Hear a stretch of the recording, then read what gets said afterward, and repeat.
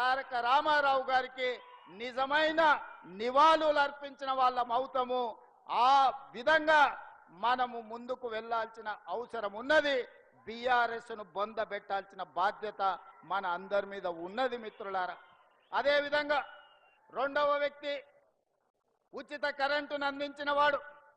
ప్రతి పేదవాడికి ఇందిరమ్మ ఇల్లు ఉండాలి అని 2004 సంవత్సరంలో ముఖ్యమంత్రిగా మొట్టమొదటిసారి బాధ్యత చేపట్టిన ఎల్బీ స్టేడియంలో మొదటి సంతకాన్ని రైతులకు ఉచిత కరెంటు ఇవ్వాల్సిందే. తెలంగాణ రైతాంగాన్ని ఆదుకోవాలి.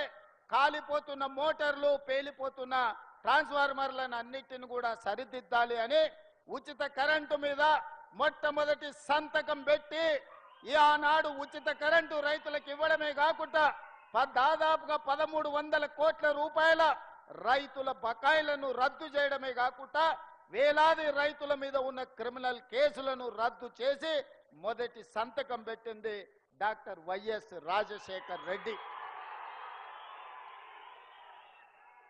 వారి స్ఫూర్తిగా ఆనాడు 7 గంటలు ఉచిత కరెంటుతో ప్రారంభమై ఈనాడు పేదలకు రైతులకు 24 గంటల వ్యవసాయానికి ఉచిత విద్యుత్తును ఇవ్వడమే కాకుండా ఈనాడు మిత్రులు బట్టి విక్రమార్క గారి శాఖలో ప్రతి పేదవాడి ఇంటికి 200 యూనిట్లు ఉచితంగా కరెంటు ఇవ్వాలని 52 లక్షల పేదల కుటుంబానికి 200 యూనిట్లు ఉచిత కరెంటు, ఈ రోజు 30 లక్షల పంపు సెట్లకు 24 గంటల ఉచిత కరెంటును ఈ రోజు మనం అమలు చేస్తున్నాం. ఆనాడు 2004 నుంచి 2014 వరకు 10 సంవత్సరాలలో ప్రతి పేదవాడికి తండాలలో, గూడాలలో, మారుమూల పల్లెల్లో ఇందిరమ్మ ఇండ్లు కట్టాలి, పేదవాడి ఆత్మ గౌరవాన్ని నిలబెట్టాలని 25 లక్షల ఇండ్లను ఆనాడు డాక్టర్ వైఎస్ రాజశేఖర రెడ్డి గారు యూపీఏ ప్రభుత్వంలో సోనియా గాంధీ గారు పేదలకు ఇండ్లు ఇచ్చారు. మరి తెలంగాణ వచ్చిన 10 సంవత్సరాలలో డబుల్ బెడ్రూమ్ ఇండ్లు అని మనల్ని ఊరిచ్చిండు. మీకెవరికైనా డబుల్ బెడ్రూమ్ ఇల్లు ఇచ్చిండా అని నేను అడుగుతున్నా. ఎవరికైనా వచ్చిందా? ఎవరైనా డబుల్ బెడ్రూమ్ ఇల్లు కట్టుకున్నారా? కానీ ప్రజాపాలన కాంగ్రెస్ పార్టీ అధికారంలోకి వచ్చిన మరుక్షణం మీ అభిమాన నాయకుడు పొంగులేటి శ్రీనివాసరెడ్డి గారి శాఖలో గృహ నిర్మాణ శాఖను పునరుద్ధరించి ఆనాటి ప్రభుత్వం రద్దు చేస్తే బీఆర్ఎస్ వాళ్ళు పేదోడి మీద కుట్ర చేసి పేదవాడికి ఇల్లు ఉండొద్దు, పేదవాడు ఎప్పుడు అడుక్క తినేటట్లనే ఉండాలి, వాళ్ళ మోచేతి నీళ్లు తాగాలి అన్నట్టుగా వ్యవహరిస్తే మీ అభిమాన నాయకుడు పొంగులేటి శ్రీనివాసరెడ్డి గారు గృహ నిర్మాణ శాఖ మంత్రిగా బాధ్యతలు చేపట్టి ఈరోజు మొదటి సంవత్సరంలోనే పేదవాళ్లకు ఇందిరమ్మ ఇల్లు ఇవ్వాలని 4.5 లక్షల ఇండ్లు, ప్రతి నియోజకవర్గానికి 3500 ఇందిరమ్మ ఇండ్లు, ప్రతి పేదవాడికి ఇల్లు అనుమతి వస్తే 5 లక్షల రూపాయలు ఉచితంగా ఇవ్వాలని ఆ పథకాన్ని మీ జిల్లాలోనే, ఖమ్మం జిల్లాలోనే భద్రాద్రి రాముల వారి సాక్షిగా మనం ఆ పథకాన్ని ప్రవేశపెట్టుకున్నాం. గృహ ప్రవేశాలు కూడా మళ్ళీ ఇక్కడనే వచ్చినాం. సన్న బియ్యం ఈ పథకాన్ని ఒక గిరిజనుల ఇంట్లో నేనే స్వయంగా ఖమ్మం వచ్చి ఏ బియ్యం అయితే మనం ఉచితంగా ఇస్తున్నామో ఆ బియ్యంతోనే వండి వడ్డిస్తే ఆ బియ్యంతోనే అన్నం ఈ ఖమ్మం జిల్లాలోనే నేను తిన్నా.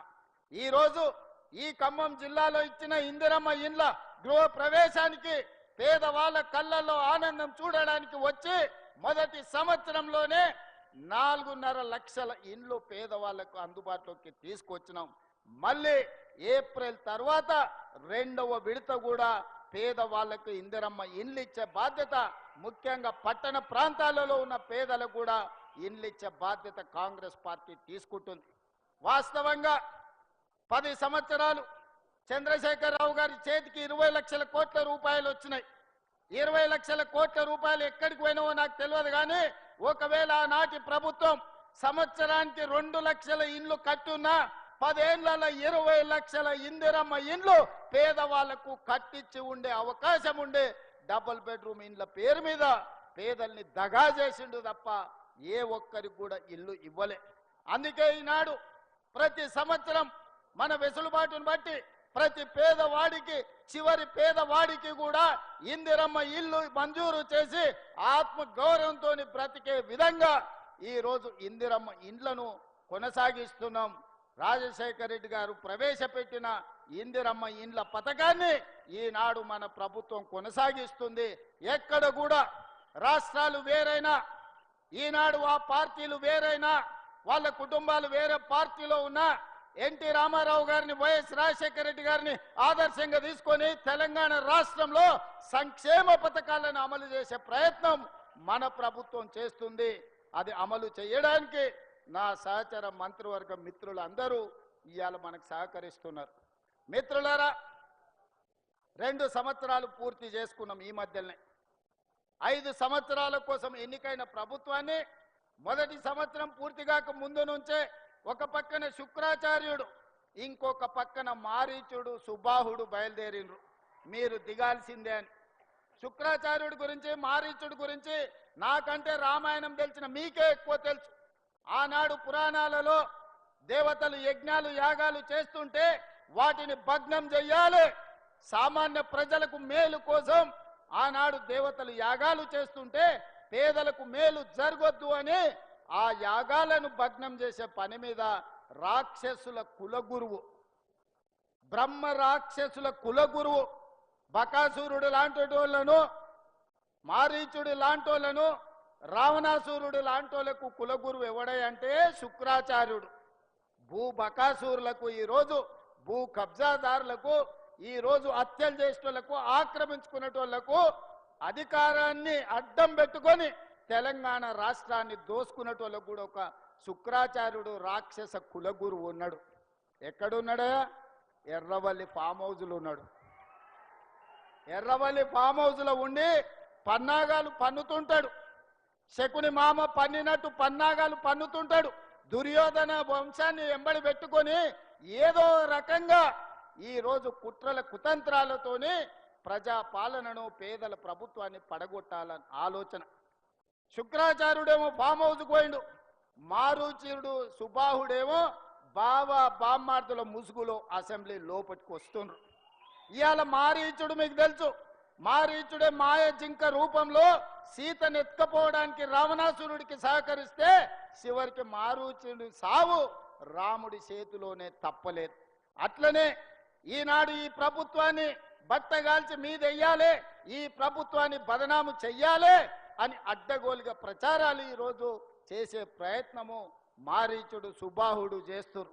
ఆనాడు మాయలేడి రూపంలో వస్తే ఈనాడు సోషల్ మీడియా రూపంలో వస్తున్నారు. లేని అవాకులు చవాకుల మంత్రముల మీద ఈరోజు ప్రచారాలు చేస్తున్నారు, ప్రత్యక్షంగా పరోక్షంగా. ఈనాడు టెండర్ల గురించి కొన్ని పత్రికలు రాస్తున్నాయి. సింగరేణిలో కొంత కుంభకోణం జరిగింది, బొగ్గంత మాయమైందని. నేను ఆ పత్రికలకు, ఆ టీవీలకు, ఆ సోషల్ మీడియా వాళ్లకు, ఆ రాజకీయ పార్టీ నాయకులకు నేను చెప్పదలుచుకున్నా, ఈ ప్రభుత్వంలో అవకతవకలకు తావు లేదు.